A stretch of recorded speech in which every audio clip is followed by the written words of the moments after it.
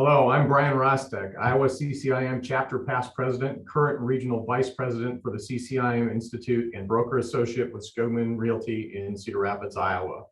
Welcome to today's webinar, Surfing Economic Shockwaves in Region 5, which includes Minnesota, the Dakotas, Iowa, Nebraska, Kansas, and Kansas City. We're happy to share this webinar with everyone in the industry today. For CCIM Institute members, this is just one of the many member benefits that are designed to help you adapt and thrive in 2022 and beyond.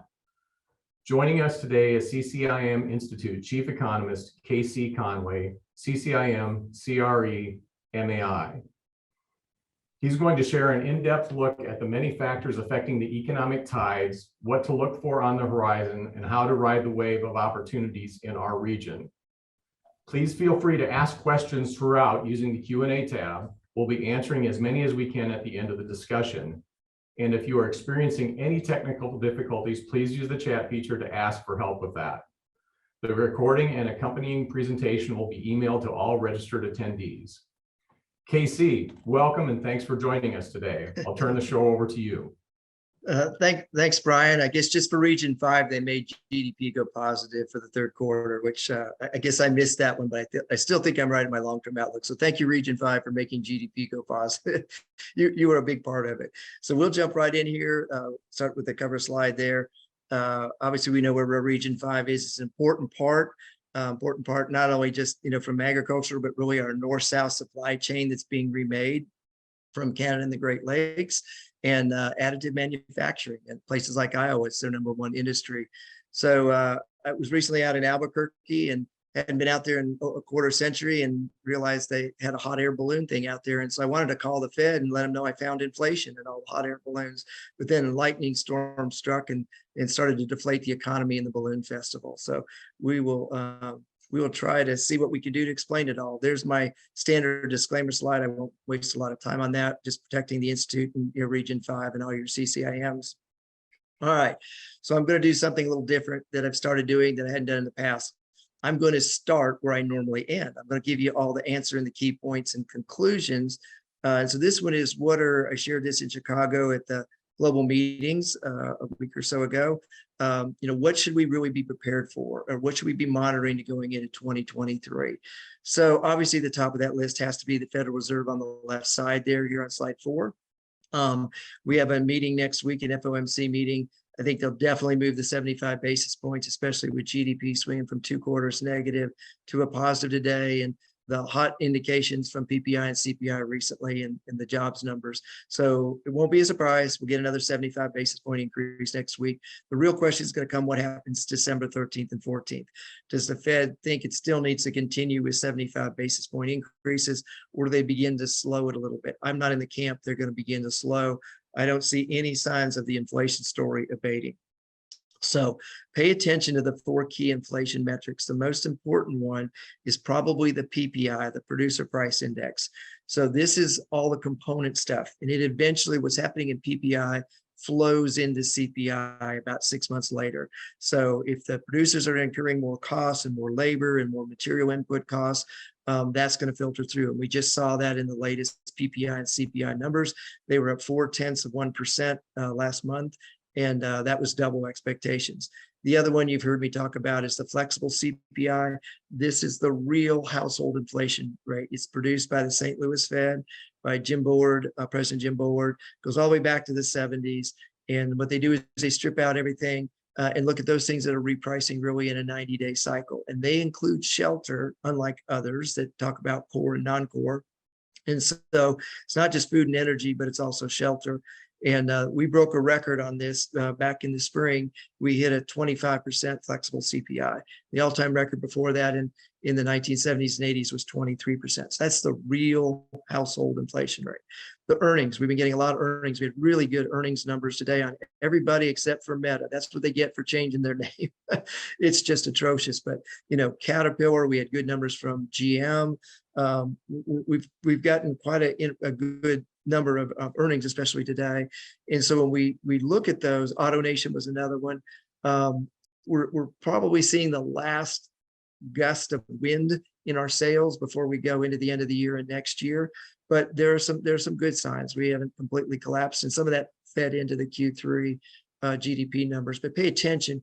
You have key industries like if you've got Caterpillar, or you've got tractor company or manufacturing, John Deere or whatever.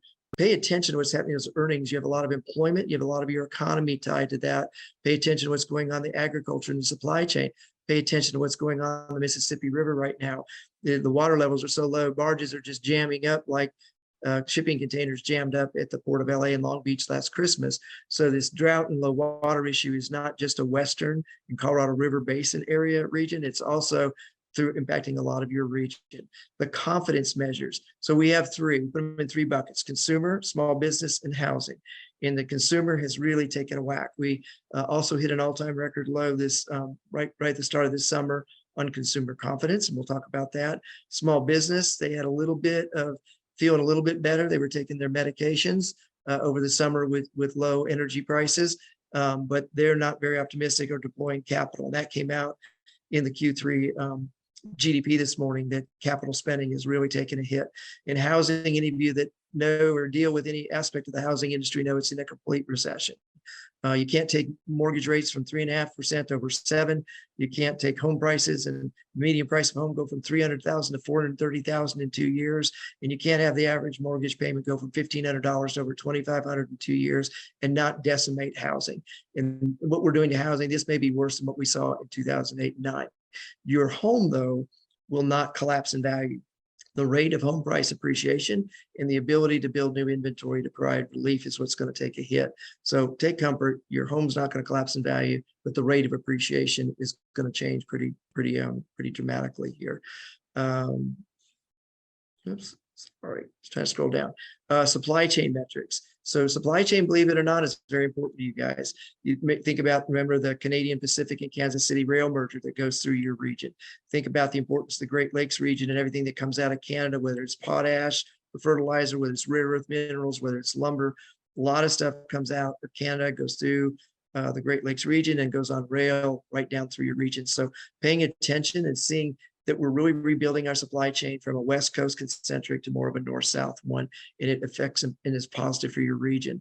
At the top on the right there, CPPI measures the commercial property price index. So whether you look at Green Street, which is mainly institutional quality real estate, or you look at CoStar, which is broader, or RCA, all of them peaked at the end of last year and have been turning down, and I'll explain what that's all about. And it's not the cap rate yet.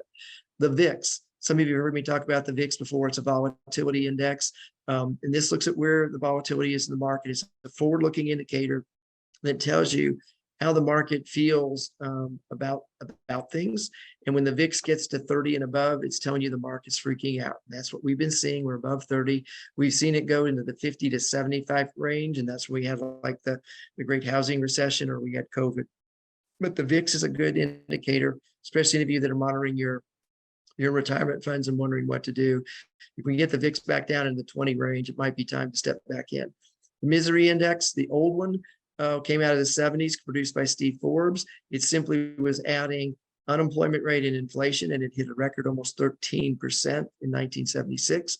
The modern misery index, updated by Forbes, said, look, in the 70s, only 10% of households own stock. Today, it's over 60%, so we should include the S&P 500, and we should have included GDP all along. So with GDP until today being negative and the S&P 500 down 20%, looking to go another 15%, before this morning's GDP, you would have had you'd have had a 29 misery index. So with GDP being positive, you'd be back in the below 25% range. CREPI, we're going to talk about that. Hopefully all you know what CREPI is. It is really a great tool that the Institute has seen developed for CCIMs and CCIM tech. It's a common sense, forward looking out the windshield group of 10 metrics that we monitor. And we back tested it back to all the way through the beginning of this millennium, and we found that it was very accurate. We didn't miss any downturn or recovery by more than one quarter. In July and August, it hit an all-time record. July, an all-time record low of 82. It's come back to 83, but the all-time low is 84. So we'll pay attention to those. And then the November elections. So we're less than 2 weeks away. If you want to go to bed early and want to know how it turned out, it's really the House, I think, will turn back to the Republican control, not by a little bit, but pretty strongly. The Senate is the thing that's in question. The 3 states that are really going to make the determination whether the Senate stays in the control of the Senate or it swings back to the Republicans is Pennsylvania with the race with Dr. Oz, Georgia with Herschel Walker, and then Arizona. And if the Republicans don't pick up 2 of those, there's no way, 2 of those 3, there's no way they regain the Senate. If they lose all 3, the Democrats really regain some power in the Senate, more than just their 1 vote measurement there. All right, so slide 5, the CCIM text CREPI. So here's the latest updated. We just had a new release for August. Went back up from 82.4 to 83.1, but that 83 is still below the all-time low of March 2009. You can see on the left side the 10 common sense metrics that we look at and we've calibrated to look out the window. This is free to you. If you go to site2dobusiness.com/CREPI, you'll see this graphic. And if you click on CREPI Explained, I write a narrative each edition. I've got to write that this weekend for the August one. But you can see a lot of things I'll be talking about: consumer confidence by University of Michigan, the yield curve spread, the confidence indicators by NHAB, the JOLTS report, the S&P 500 index, Green Street, CPPI. All of these are forward-looking indices. It's simple, it's straightforward, it's all out the windshield, and you can send it to your clients and use it as a means to stay connected with them. All right, slide 6. This is a timeline of some of the key economic metrics. And I want you to think about what we've been through. It's really been through 3 eras. So pre-COVID was 2018 to 2019. COVID, obviously, we know was 2020, 2021. And I want all of you to eradicate post-COVID from your vocabulary. We are in the vaccinated area. We're not in a post-COVID era. We are the only place in the world that has a vaccine that's highly effective, where over 80% of our population is vaccinated, and that we've been able to completely reopen. China is still shut down by over 40% of its GDP. Europe is seeing a resurgence of COVID. They don't have the same effective vaccines that we do. Their populations aren't vaccinated. In fact, we're looking, at something like 80% of the world's population is not vaccinated. And so if we're doing international travel and we're getting everything to go back between nations, we're really not in post-COVID. So look at what happened on GDP. Before COVID, we had a very solid 2.5% to 3% GDP. Then we fell off of our meds. In 2020, we went minus 3%, 3.5% GDP, then positive 5.7 last year. And we're until this morning, we were down 1% and 2 quarters of negative GDP. Look at what happened to the 10-year Treasury. So the 10-year Treasury is just back over 4% again this morning. The 2-year is over 4.5%. I believe when the Fed does its next rate hike here, November 1st and 2nd, and then I think again another rate hike in December, whether it's 50 or 75, we'll see that we will be at a 5% 10-year Treasury. So a lot of damage there. You can see the snowboarder wiping out. So those of you that are thinking about going snowboarding here shortly with the snow starting, avoid this. It feels like we've been through whiplash. It's very important that on any of these national measures like GDP, that we translate them local to like the state level. So here on slide 7 is GDP translated down to local level. So we got the red circle around region 5. And what you'll note, see those yellow arrows? Every one of your region 5 states have negative GDP at the state level. These won't be revised for about another 60 days. The state data lags the national GDP number. You'll also see I have overlapping your region, the Colorado River Basin, the states of Wyoming and Colorado and Utah and Arizona and Mexico would have been very afflicted by drought. And when I was out there recently in Albuquerque speaking and saw the hot air balloon festival for the first time, I thought, wow, I should call the Fed and tell them I found inflation. And then lightning struck and deflated the economy. So we really need to be paying attention to what's happening in the West. The Bureau of Land Management and the federal courts warned the 7 Colorado states in the Colorado River Basin that if they didn't cut their water consumption, they do it for them. And about 8 weeks ago, they did that. And they said January 1, all of these states except California have to cut their water consumption by 1/3. So imagine you waking up January 1, 1/3, and only 1/3 of the toilets flush, or 1 in 3 sinks work, that you can't get housing permits, and that factories have to rotate on a rationing basis whether they can get water to run the bottling plant. That's reality that's coming. I got some pushback from the global conference from a CCIM in Arizona that knock it off. We're fine. We're going to be okay. We've done a lot on water. Arizona has done a lot, and they've built a lot of underground retention of all their stormwater runoff. That's the equivalent of about a year of water, but it doesn't take away from the fact that Arizona wakes up January 1, just like Colorado and Utah, Wyoming and New Mexico, and they can only use 1/3 the water that they used to get out of Colorado. And that is going to have an economic impact. It also has an impact in places like Las Vegas and Phoenix for electricity, because a lot of the water usage was for hydroelectric generation. And we're at the point where some of these dams, Lake Powell and Lake Mead, are down to levels where they can't let water run over much more and run hydroelectric. So it's not just a water use, it's also an electricity use. So you guys have been afflicted in parts of your area by drought. Look at what's happened with the Mississippi River. Barges can't go down all the way right now and be exported with your agricultural. So pay attention to what's going on here. Why my forecast was a Q3 was going to be so negative on GDP again was when you have 40 of the 50 states that are in negative GDP, how do we get to positive GDP? I'll answer that question in just a minute and why I got it wrong, but I think I'm still right. So here's the reality. This is the story on the Colorado River Basin and the states that have to cut their water consumption. I'll just give you that view. The picture there is what used to be an intake valve in Lake Powell. GDP, the IMF. So the International Monetary Fund puts their annual GDP forecast out, and they just came out with their new one for 2023, and they're forecasting in the 2% range. That is atrocious for the IMF. They've only had GDP, International Monetary Fund, global GDP forecast at 2% or lower 5 times in the last 50 years. And all 5 times we had really, really severe global economic recession. So even the IMF, which is largely academic, has weighed in and said, we're still scratching our heads about your Q3 GDP. So what happened? So I had to put this in quickly as I was getting ready for this webinar. This is a post I did on our LinkedIn this morning. And so what happened, the GDP was plus 2.6%. Was I wrong in my forecast? And why, when they had even Austin Goolsbee, who's very on the liberal side, even say this morning that you better buckle your seatbelt, that even he doesn't believe this Q3 GDP will be repeated. So there's a number of things, and I've got them listed down there, 1, 2, 3, 4, what happened. The first thing that happened is no one was factoring in, and I really wasn't either, that the releases of the Strategic Petroleum Reserve were accretive to GDP. Those count like us exporting something. We would get all that positive. That was almost 180 million barrels of oil. So that had a huge impact on why GDP turned positive. Remember, we weren't doing much. We were doing none in the first quarter, very little in the second quarter of SPR releases, and GDP was negative. And so I think the GDP is an element that's going to come into the revisions, the SPR releases. The second thing was, when you look at where this extra economic activity came from, it came from a ramp up in government spending. We can't do this. We're running $31 trillion in deficits. And the 2 big areas of deficit spending that soared in Q3 was deficit spending to aid Ukraine.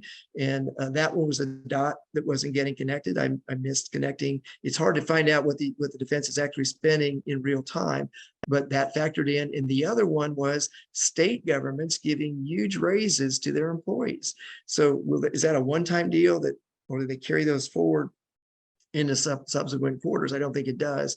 So government spending and defense spending for Ukraine to help them out also had an impact here that we all weren't connecting that dot. The third element was that when you look at the export element, so exports are accretive, they help our GDP. Imports take away, there's somebody else's GDP. It was travel to Europe. And we all know with the strong dollar that Europe's been on sale. So this summer and this fall, everybody said, let's go to Europe. It's on sale. I can go there for half to 2/3 less than what it was before.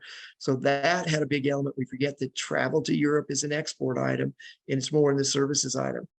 The fourth was, if you look at the forward look on manufacturing, consumer spending, housing metrics, none of them are positive. 40 states negative on GDP, housing in a complete recession, consumer spending, we're not buying more stuff, we're paying more. So in a weird way, inflation and having to pay more for goods is good for GDP. Go figure that one out. In manufacturing, you look at the numbers, we're not able to export, our dollar's too strong, our manufacturing is really starting to take a hit. So that's my take on what happened. It even surprised me, so I got Q3 wrong. But I will go back, still say on the record that the GDP for 2022 will be negative, and we'll go into 2023 with 2 more quarters of negative GDP. I don't see anything changing. This was an anomaly, and hopefully this explains what happened. All right, let's talk about inflation. Y'all have seen this slide before. It's going with me to my grave. This explains why over a year ago, I forecast that what we're experiencing today, I forecast that will probably be happening. It's going back to the 1970s or 80s. The blue line is inflation. The shaded areas are periods where we had really hyper inflation and recessions all around World War II, the start, the end, and post, and then the 1970s. So what happens in every real strong inflationary period and hyperinflation period is it's preceded by a period of massive deficit spending.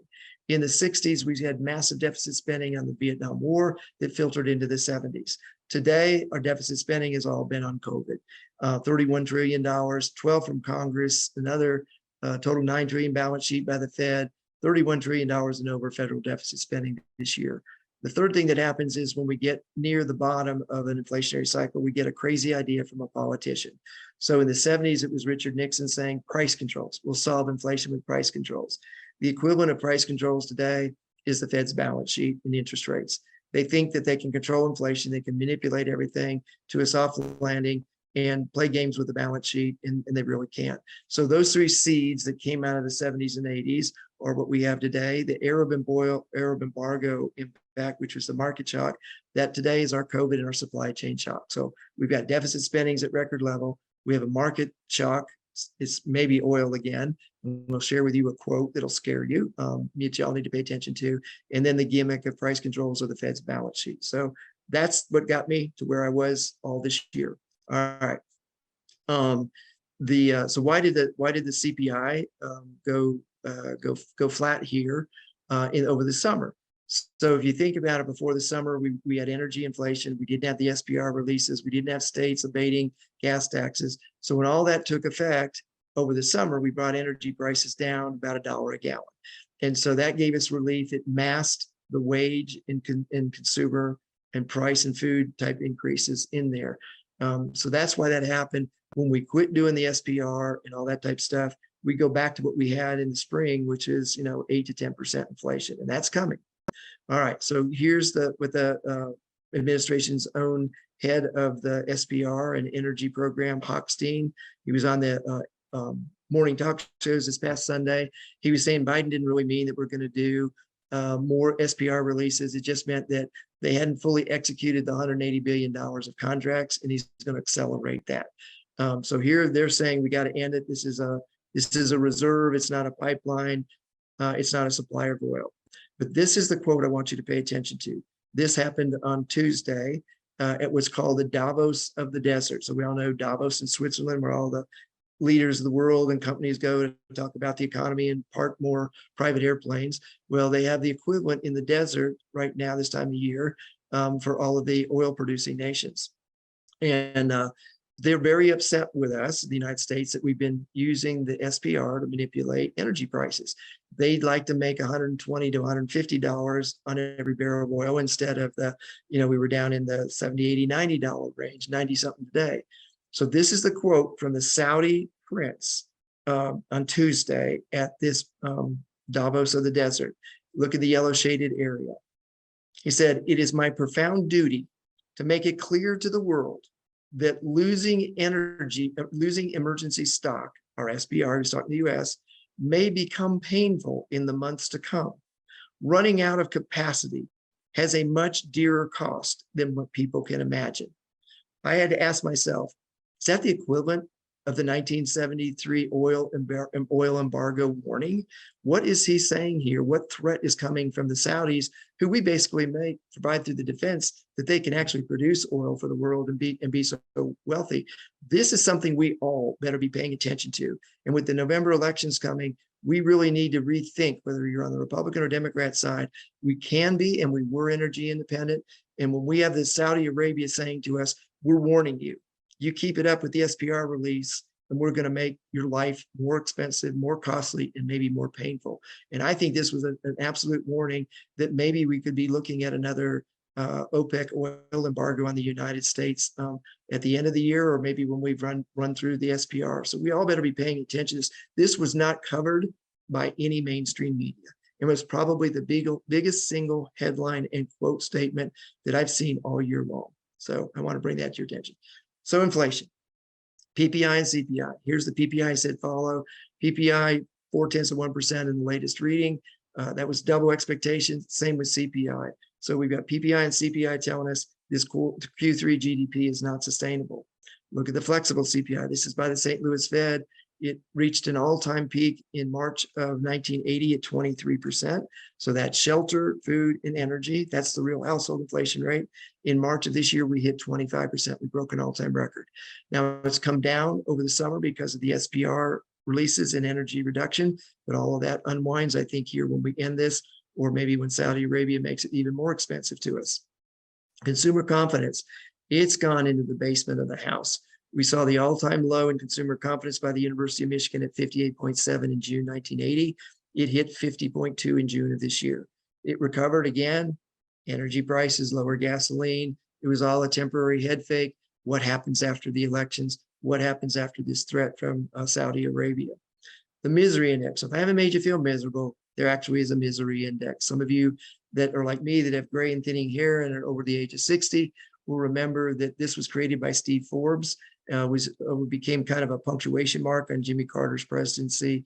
What it was essentially took unemployment and the inflation rate, added them together, and we got to a near record 13% in 1976, or 13 on the misery index. So it's been modernized today. Steve Forbes and them have updated it, and they said, look, back in the 70s, only 10% owned stock. Today, 60% owned stock. So we should look at what's happening in the SP 500. And we also should have included GDP. So before this morning's numbers, if you put all that together, two minuses, which are additions, we would have been at a 29 on the misery index compared to 13 in 1976. So factoring in this morning's GDP, that would come down in or just below the 25% mark. So if you feel miserable, that's okay. They're feeling more miserable in Europe. We put UK and Europe here. They're in a worse situation, but still to make us feel better. All right, yield curve inversion, and we need to pay attention because this is going to factor into cap rates. So we look at the 2 and 10 year, and we all know from our DCF classes that, if you are getting cash flow or revenue 10 years out, you want a higher IRR on that because there's a lot of things that can happen in that longer period of duration. In the 2 year, not a lot of bad stuff can happen, so you accept a lower risk premium. When the 2 year inverts and goes above the 10 year, this is the market telling us that we view the short term as more risky and more volatile than we do the long term. But then as we start to see both of them rise equally, which is what's happening, we've seen the 10-year rise back above 4%, the 2 year 4.5%. They're converging and are going to pretty much start to move in the same fashion. And I think after this next Fed rate hike that we look at a 5% 10-year treasury and a 2 year that may even go higher than that. So yield inversion, why we need to pay attention to it is, how does that affect commercial real estate prices? So here's the CPPI, the Commercial Property Price Index. This is Green Street's on the left. And then remember, CoStar's got a broader one that's not institutional real estate, and RCA has one. And what you'll see is at the end of last year, beginning of the first quarter of this year, all commercial property prices peaked, and they're all trending downward, even industrial, self-storage, manufactured housing, all of them have peaked and come down. So I've got a gold box there in the middle. What is happening so far to cause this turn? And it is pre any change in cap rates, because we really haven't done the math on all that yet or seen transactions to validate that there's been a big change in cap rates, but it's coming. So in that box, what we're seeing is expenses rise at 2 to 3 times what rents are growing. So let's look at a multifamily deal, 35-40% expense ratio. That expense ratios and those expenses are growing at 3 times what the rent growth is of, say, 5 to 10%. Your NOI goes down. If your NOI goes down, even the same cap rate, your property price has to correct. That's what's going on now. And what I think we'll see is this will count for about a 15% decline in property values. And what it means is those of you that have clients and portfolios, your new best friend going into the end of this year and next year needs to be property management. Property management is the only entity right now that can help you find efficiencies to bring those expenses down and make them not so out of line with NOI, so you don't with rent, so you don't have as much of an NOI impact. go hug and go meet with your property management teams. They will be your most valuable player the next 16 or 12 to 18 months here. All right. This is a good one. It's from a fellow CCIM, Greg Hout. So he posted this on LinkedIn about a week ago. I reposted it saying, just awesome analysis. Here's what all you CCIMs learned in all of your investment management and DCF and appraisal classes. Greg found a way to simplify it. If you email him, he'll send you the Excel so you can do sensitivity on this. But what he said is, let's look at January of 2021 and look at January of this year. And let's look at what's happened. Look at what's happened on the rate spread. So if you had a mortgage interest rate tied off the 10-year that was at 3.35%, today it's almost 7%. And if you look at what lenders are doing, they're tightening up their LTV and debt service coverage. So they've gone from 70, 75% LTV to try maybe 60 if you're lucky. He used 70 here. And if you follow that down, what you'll find is your equity dividend rate would have been at the end in January of 2021 about 5.4 or 5.75. And if you factor that into the band of investment just below that, your cap rate would have been about 5.4%. So that's how we've been operating in a 5.5% cap range. Look to the right there with the red arrow. Factor all that through what's changed, a 7% 10-year treasury, tighter LTV, all that stuff, do your band of investment, mortgage constant equity component, you're at 7.75. And if you apply the 5.4 cap rate to the same NOI to a 7.75, that is almost a 25% decline in value. So that's what's coming. That's the math the bankers are doing.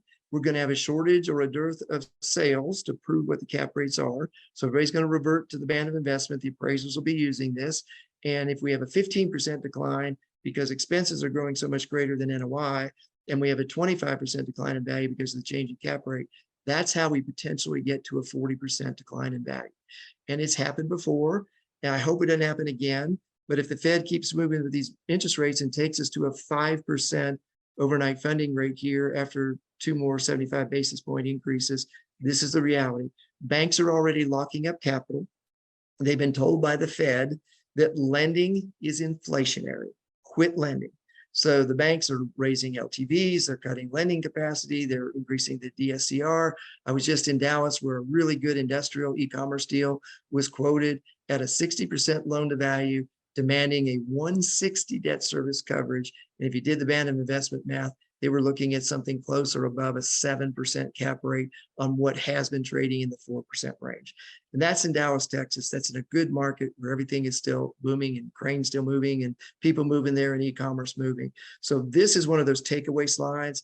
Tip of the hat to Greg Hout for putting this together. I reposted on my LinkedIn, and here it is in the slides here on slide 21. All right, let's talk a little bit about office.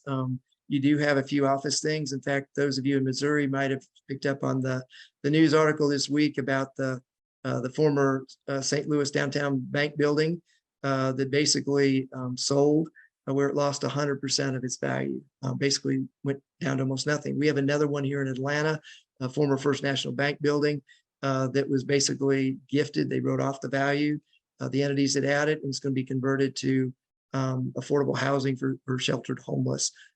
So what I track is the Castle System Back to Work Monitor, Office Monitor, and they are telling us that not even half of us are going back to work. Where they're most going back to work is in Texas, Austin, San Antonio, Dallas, Houston. Look at Austin at over 65%, 2/3 of people are going back to work. And so when I was in Dallas yesterday, I always look for a common sense validation of this data. So I got on an elevator to go up to the venue that I was speaking at in an office building. And for the first time in over 2 years, I was on an elevator that was completely packed. They had more people that wanted to get in, and we all went up to different floors or to our venue. So when you see packed elevators and parking garages emptying out, creating traffic problems at 5 to 6 o'clock at night, it really does validate this data. The rest of the country is not quite there. So this was a piece on slide 23 that I picked up on this past week by Pulse Survey, where they did one of the largest surveys of both bosses and employees to ask, are remote workers really efficient? Is this really working? And the answer was a resounding heck yes. And that it's the headline on the story was "Bosses, you're wrong." And that remote work employees are more efficient. We're getting more hours out of us. We're answering emails and responding to things at 10, 11, 12 o'clock at night. And we start at 5 and 6 in the morning. But will do that, to be at home and not have a commute and pay for parking and waste all that time and be able to have a family meal. So remote work is here. And look at the quote at the bottom of this historian slide on 23. The author of the survey says, we are still in the middle of the biggest workplace paradigm shift we're apt to see in our entire lifetimes. And so these are folks that are really studying this. Look at the reality of what's going on. I'm in this camp that we're going to have a lot of office demand destruction. In fact, I've labeled the urban downtown office building as the equivalent of the e-commerce big box disaster that we had the last 5 to 10 years. And so just as we had to accept and go through, retail wasn't coming back to that big box. Office is not coming back like it ever did in the big urban markets. Suburban, different story, doing very well. But office, if you do tax appeal work or you're dealing with investment clients, they need to start thinking about that high-rise urban office in the same way they had to think about big box retail that closed stores and went on e-commerce. Here's another, I always try to triangulate. So here's my third part of the triangle. What are pension funds doing?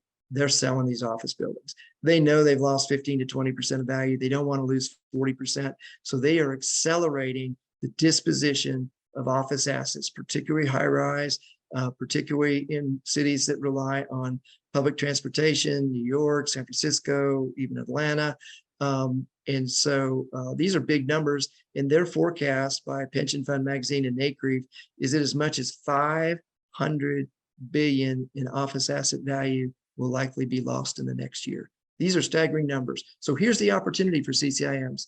Somebody's got to sell this. Why don't you represent them? They're not going to know what's a good offer or a bad offer or what the value really is. You've got these skills. We need to pivot from representing the buyers to representing the sellers that are really starting to say, I got to get rid of this stuff. And there is equity willing to come in. In fact, I spoke to a fellow CCIM over in the United Arabs recently, and he said, look, they want to do all cash deals. They want no debt. So they'll come in here with cash. They love the US. They love the strength of the dollar. They don't want any debt in the deals. They can close with certainty and really quickly. The same is happening out of South Korea and Vietnam. So we need to look where the new capital is coming from. And yes, equity is a little more expensive than debt, but we may see the Fed make debt more expensive than equity. All right, the other thing that ties in and transition is from office to retail is the castle system also looks at all the things that are going on when we're not going to work. Are we going to NBA games, college football games? Are we going to open table and eating out at restaurants in the suburbs? Are we traveling more at TSA checkpoints? And the answer is heck yes. So we're not even 50% of us will go back to work. We're almost back to the new norm. So, and most of this is in the suburbs. So if you're doing retail or you're doing office in the suburbs, both of these indications and these charts from Castle are telling you this stuff is going to be okay. So that's some encouraging news. All right. Many of you know in the past, I really direct a big believer in Site Selection Magazine.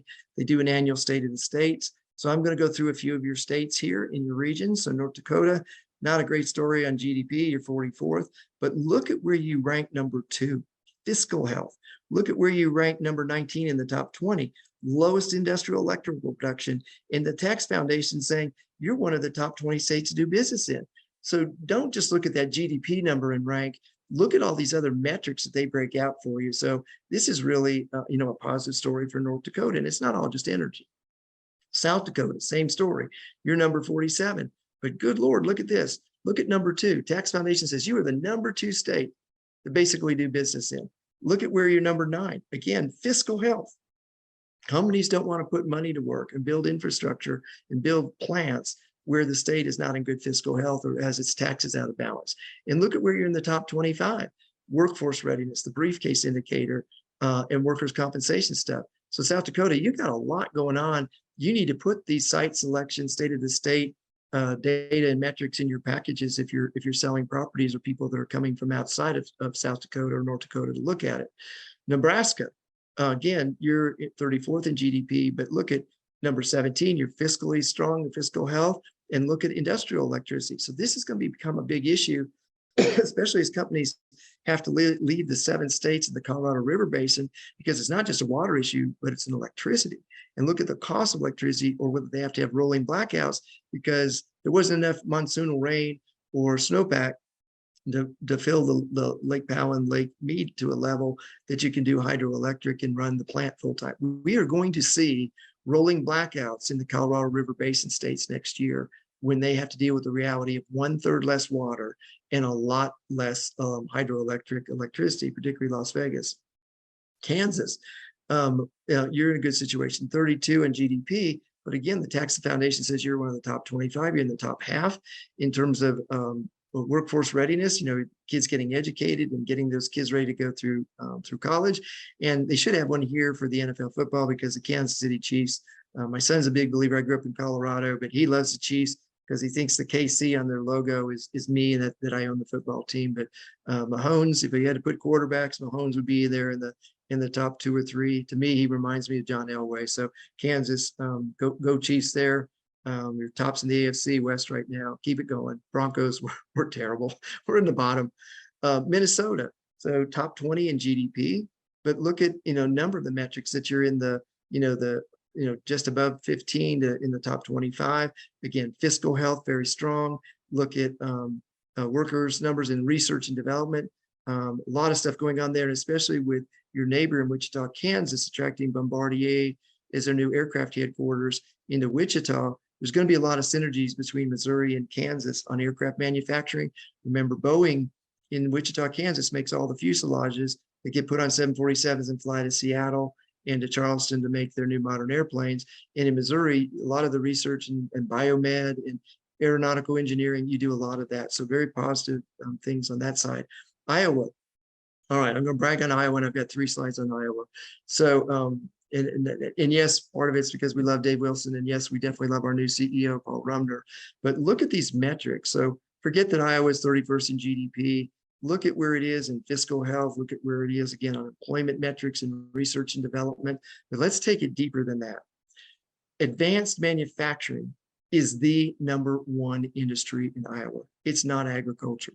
And so when you think about their additive and 3D manufacturing, whether it's in agriculture, biomedical type of stuff, and then look at the office using, they've got 180 insurance companies that are headquartered there in their largest sector there in advanced manufacturing.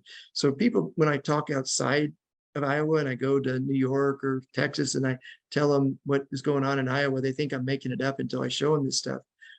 Here's some more on it, that advanced manufacturing counts for almost 20% of your GDP. That's impressive. Nobody really outside Iowa would connect that dot. But here's the other one. I brag on this periodically. I was up in Iowa and Des Moines in the last month for their annual economic realtors and commercial real estate conference with the CCIM Institute. And I've reminded them this for years. Iowa has the single best economic development website and data of any state in the country. Yeah, I just did say that. So they allow you to take any 2 other or 3 other states and compare it to Iowa on the metrics you choose. So if you want to look at mortgage costs or unemployment rate or job growth, you pick the metrics and you put them in and then compare on those metrics to 2 other states. So you can put yours in and put another one in, and it's iterative, so you can keep doing this for your region, and it will tell you where you rank. And this is an incredibly powerful tool. We use it along with Site to Do Business and Esri when we talk to clients about strategically where they should be and site selection. And I use this site. It's probably not a week that I don't go to this site, put in a couple of states to compare to Iowa to find out on certain metrics where my states would compare not only against Iowa, but nationally. So this is a very powerful tool. Tip of the hat to Iowa economic development on that. Missouri, I think I did Minnesota. I think I gave Minnesota credit for Missouri a minute ago, but anyway, it began with them, right? So Missouri, 22nd in GDP. Again, look at these metrics that you've got. Tax Foundation has you as one of the top places, the top 15 to do business. Research and development, very strong. Again, the synergies, I think, with Kansas and what's happened with Bombardier, the aircraft, the airport, the biomedical, biosciences, all very accretive to Missouri. So let's step back and look at a big picture. Let's look at personal income by state. Because if you have personal income growing, even if you don't have really strong workforce or population growth, or you have other things, your GDP negative, what it tells you is that the households and the workforce you're attracting or relatively affluent or wealthy. These are good paying jobs. So look at these numbers. The top 3 states for personal income growth are located in Region 5. Look at North Dakota, almost 11%, South Dakota, almost 10%, Missouri, almost 6%, Kansas, over 5%. People wouldn't connect these dots. You can compare that, look down at Texas, 9.3%, or look at Georgia at 5.6%. Missouri, you have personal income growth greater than Georgia. Kansas, you're almost the same in that same category as Georgia. So when we look at like Tennessee and Alabama and Georgia and South Carolina and North Carolina, your region is crushing it on personal income growth. And that means you can afford rent increases. You can afford some home price appreciation. It means your retail and your consumers can weather some of this inflation. This is one of the best news stories. So any of you that are doing retail or restaurant or looking at competing on any kind of site selection, you need to be telling this personal income growth story in your region. It's very, very strong and powerful. The other thing is, where can you outrun inflation? So that personal income is part of the story. Here's the census data from 2020, and you can see where people are moving, either coming from and where they're growing. Look at the population growth throughout your region. You basically got in a 7 to 15% range through the upper parts of it. South Dakota, North Dakota, Minnesota, and then you're in a very solid 3 to 5% range from Kansas and Arkansas and north of Arkansas. You're not. We just put Arkansas in Region 5. And Iowa. So this is a story. Your region is a place that can outrun inflation. So if you can get 5 to 8 or 9% growth, population, personal income growth, you can manage through the 8 to 9% inflation that we're seeing. It's a good news story. Where are young professionals moving? So these are the really affluent millennials, the primary going to Texas and Florida. Okay, so your region is not Texas and Florida, but you still have a fair amount. So I put this story here so you could go in and look up in your region, kind of where they're going. But it's not that, affluent millennials don't want to come into your region. They just picked Texas and Florida initially, but it's a very respectable story. And think about all those millennials that aren't making 6 figures. A lot of them are moving home, they're moving inland and into your region. So this is an important one to watch, where all these millennial workforce are going. Retail. I'm only going to give one retail statistic today. And this is my new favorite find. Some of you may be familiar with CoreSite research. So CoreSite does incredible primary research, and they have started studying the behavior of what's happening when we put things on e-commerce into our cart. So think about when you do that. I'm slow, some of you are quicker, but it takes me sometimes 20 to 30 minutes to find the product, to find the coupon, to get all my credit card information in, and put it into the cart and be ready to purchase. So 20 to 30 minute investment of time. Until just recently, the cancellation rate of people not, hitting the purchase button in that cart was about 10 to 15%. The latest data they just ran for over the summer going into the fall here was 75%. Loop that back, what's happening with consumer confidence, and it's declined by University of Michigan. Consumers are saying, well, I kind of want to shop. I'll go online. I like this. I want to do that. I want to do this for Christmas. And then they look at their budget, start thinking about things, and they have buyer remorse after all that time putting stuff in the cart, and they're not pushing that purchase button 75% of the time. To me, that's the most important retail statistic that we're looking at right now. It should be part of the beige book, should be part of everything that the Fed's looking at. All right, industrial real estate, we know it's great. Many of you have heard me talk about the Golden Triangle, which is really the Great Lakes region, a lot of your Region 5, down to Texas and throughout the Southeast and Mid-Atlantic. That's where over half our GDP is produced. It's where over 70% of our population live, and it's where 80% of all the manufacturing, logistics, and expansion in manufacturing logistics is occurring. So what we did is we're apostles of Esri and Site to Do Business. So our associate Kaylin and then Beverly supervising, we decided to map this out. So we looked at where are all the big new FedEx facilities. So you can see them on there. We said, where are the big new Amazon? We'll map those across the country. And then that thing that looks like blue wallpaper, those are Walmart stores that do supply chain. And if you look at that, where do you think the supply chain is? Where do you think the economic opportunity is? It's basically from the Great Lakes in your Region 5 all the way south to the Gulf in Texas and east. It's an incredible story. This is one visual you can kind of take and really impact. Feel free to use it or contact Beverly or Kaylin, and we'll help you out with yours. And when we look at site selection on the top states for logistics management, and facilities where the majority of those occurring. And you can see there's only one on the west, and that's California. Texas is number one overall, but look at the Midwest: Illinois, Ohio, Indiana. So I put your region 5 on the map here to basically state, I think that you guys are on the verge of becoming a major logistics area and corridor that will be picked up. So you can see I have below you one that's already developing from Wichita, Kansas with Bombardier down to Little Rock that is now, because the Arkansas River going into Mississippi at the lower level. You got Nucor Steel building their second most modern plant. You got Tractor Supply putting in its North American e-commerce. They're using the inland waterways. Well, think about your region. We just had Kansas City Southern and Canadian Pacific merge. That railroad comes right through your region. And so when you think about the rail, the inland waterways in your region, you should be a major location for logistics supply chain. And I think you've got the workforce there, you've got the affordability. Look for this to happen and develop. And then you guys got to help tell this story. We'll keep telling it on our side, but I think it's very positive there. And here's the rail story that goes through it. Look at the railroads, the Canadian Pacific and all that moved through your region, the green arrow there that moved down into the Gulf. And now with Canadian Pacific and Kansas City Southern together, that's the first North American railroad that connects right through the heart of your region. So very, very important on the supply chain. This is a paper that we did earlier this year for a client and to help the Alabama legislature approve and start building a new inland port in Montgomery, Alabama. The blue dots on the bottom are ports. The yellow dots represent inland waterways. Look at how they reach up into your region 5 there and how important they are. You know, Omaha out of Nebraska, look at Kansas, look at St. Louis, look at up in Minneapolis, St. Paul. Look at all those inland waterways. What's happening is retailers and supply chain are realizing they can come into the Gulf and Southeast ports, and they can use smaller container vessels that we threw away because of the expansion of the Panama Canal that moved 2,000 and 3,000 containers, and they can move up in about 30 feet of water.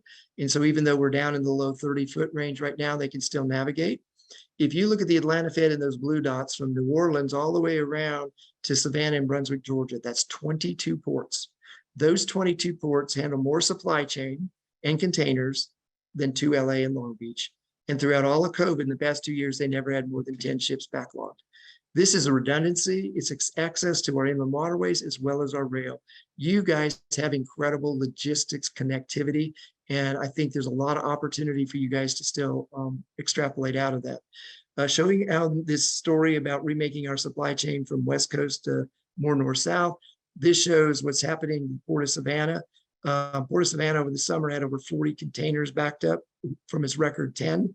30 of those 40 containers, container ships, all used to sail to LA and Long Beach. And now they come onto the East Coast in the Port of Savannah. They're coming through the Suez Canal. And 2 or 3 more days in sailing time is no big deal when you compare to sitting 2 or 3 months at LA and Long Beach. So this is already happening. Here's what's happening on container ship backup. As we all remember from last Christmas, in LA and Long Beach, we had over 100 ships backed up. Last week, four ships. And all of these suppliers and all of these entities from around the world are saying, LA Long Beach is broken. We're going to go through the Panama Canal, through the Gulf, into Port Freeport, south of Houston, or Port of Mobile, and up into the Mid-South and into your region. But we're going to come into the East Coast, and we're going to come into Savannah, we're going to come into Charleston, down even the Port Everglades and up into Virginia. This remaking of our supply chain from West Coast to East to North-South is already happening. And this is a huge opportunity for your region. Here's all my supply chain metrics that we put in our board course on supply chain. So I think we're going to do one more repeat of this in December and update some things. So here I'm giving you a little bit of extra intel. A couple risks here to monitor. So we all were a little worried, including me, about the Amazon overbuilding earlier in the spring and the summer. And as I tried to dissect that and really figure out, was it a minor 10 million square feet of warehouse or a medium-sized 50 million square feet of overbuilt warehouse or bigger? As I dug around, I came across this resource with the red arrow, MWPBL. This is one of my neatest data finds I've had this year, or maybe in a couple of years. So they track in minute detail at a primary level with access to Amazon, everything they do in supply chain and e-commerce. And if you look down there on the left, the link down there, They put all of their presentations, all of this intel in free access form on the internet in there. So the one I put there on the lower left is one they just did on online grocery and how Amazon's approaching it, thinking about it nationwide and by state. So this is here to give you a really neat data resource, especially if you have to do with anything on Amazon, versus really tell you we have a problem with Amazon overbuilding. ESG scoring. This is going to be an opportunity for CCIMs. Every public company gets an ESG score today, and we are forcing ESG scoring down to the property level. And there are two entities that do most of it today. They're called proxy advisors, ISS and Glass Lewis. They're not regulated. The SEC doesn't even monitor what they're doing. They make half of this stuff up. They don't let you redress if they get something wrong. And so I've given him my ultimate barbecue sauce award. So, that's my polite way of saying BS, because it's just not accurate. So who does? And who do CCIMs need to align with and sharpen up your skills? It's IREM. IREM has been accepted as an alternative to the proxy advisors for ESG scoring by the SEC and the rating agencies and even European funds. And they do it right. And if you know how to do this, the property managers are too busy managing property. They'll help you. They'll do shared training with us as fellow industry colleagues in our affiliates. So IREM has it right. You're going to find this is going to become a big deal. The cost to do an ESG scoring is actually more than an appraisal. You can get $500 to $7,500 to properly do an ESG scoring on a building compared to about $4,000 to $6,000 for an appraisal. So this could be a way when brokerage transactions slow down that you can also make some money. The other one I talked about in Chicago was the PACE program, the Property Assessed Clean Energy. This is a really neat thing. It's better than the 1031 exchange. It allows you to take a building that's vacant or maybe needs some upgrades and you can't get a tenant until you spend the money on it and your owner doesn't have the capital and the bank is locking up and not giving you a construction or a loan to renovate. What you can do is in the states, and here's the map on slide 50, the light blue are the states that have these PACE programs. You can go in and the taxing authority at the state level will underwrite and fund your deal. So as long as the NOI is positive or accretive to the deal, they'll fund it. And now because it's property tax assessment, that's how it gets amortized. And so it's part of your property taxes, which are senior to your loan debt on the property. So you don't ever even have to talk to the lender and it's transferable. This is incredible. And Charlene Haydinger at the Texas Space Authority, they've done the most with this program. They've taken it to the farthest levels. It's a great way to introduce it and get it to your state. And if you notice something there on slide 50, what's wrong with your region and PACE? What do you guys have against the PACE program? You need to get on track with this. You need to get your legislators and your local politicians to understand the power of this because Illinois got it and everybody else around you from Colorado and Wyoming and Utah and south into Arkansas all have this. And you're at a disadvantage if you guys don't get a PACE program adopted in your next legislative session. So that's another area CCIMs can lead and do some good. So I'll close here. Many of you know I've got 3 adopted special needs kids. This is my youngest, Luke. He's now 12, becoming a really great big kid, loves basketball. And so this is a picture of him. I can't believe I got this picture with his shot going through the net. And then I'm also corrupting him by teaching him pool because I'm hoping he'll learn it and teach it to me like golf. But he told me to tell you that Region 5 has a great shot lined up to succeed even in a recession. You're in the right geography. You connect to Canada. You have the Great Lakes. You have a really great potential for supply chain to advance, the rail merger with Canadian Pacific and Kansas City Southern. You have great logistics infrastructure. Think about your inland waterways, and you have great fundamentals. Your vacancy absorption and transaction numbers aren't all out of whack like they are in other parts of the country. And so I'll close with this. Yogi Berra was my first favorite economist, and Jimmy Buffett is becoming a new favorite. So I thought I'd put a few quotes here to put them in perspective. So Jimmy Buffett on the left there, he said, look, this is what we face right now. I can't change the direction of the wind, but I can adjust my sails to always reach my destination. Rephrase that. I can't change the direction of the Fed, but I can adjust my sails or what I'm doing to basically continue my brokerage business. In the middle, it's going to take time. It's going to be stressful.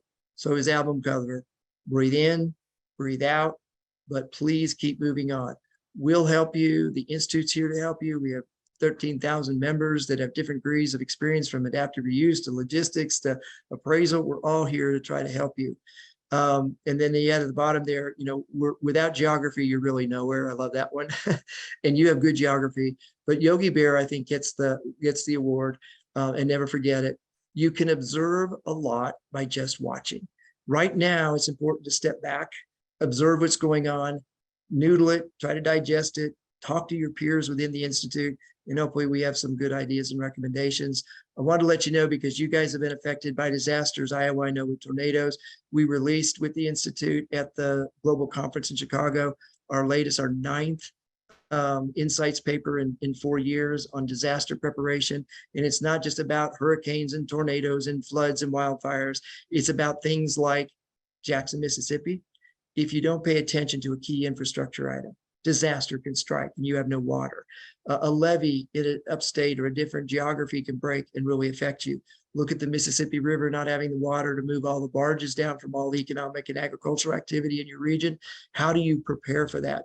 Do you have the preparation to put it on rail and move it down? So there's that paper. If you go to ccim.com/insights, it should be there. This is a graphic from there, and that's the end. I'll just go back to here and see, Brian, if we have any questions or time for any questions. I'll hang around. Oh, hey, Casey. Yeah, one did come in that I think's pertinent, and it is that, we know you touched on 2023 in your intro. If our clients were asking for advice on what 2 or 3 indicators they should look at to signal the economy as a whole was getting back on track, what would they be and why?